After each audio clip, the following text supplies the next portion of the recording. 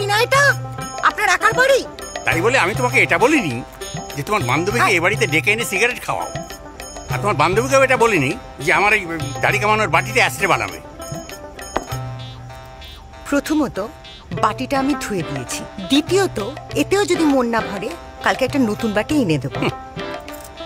তৃতীয়ত আপনার ওই স্যাটেলাইট কি যেন নাম, বাপন না খ্যাপন, তপন, ওই হলো আর কি।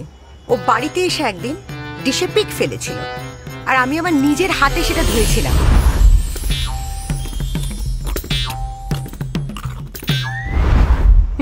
তাতে কি হলো? সে যদি মানে পিক ফেলার জায়গা না পায়, তাই বলে আরে ধিঙ্গি মেয়ে বাড়িতে এসে সিগারেট ফুঁকবে? এই তো এতক্ষণে আসল কথাটা মুখ দিয়ে বেরোলো। আপনার অবস্থাটা কি হয়েছে জানেন তো বাবা?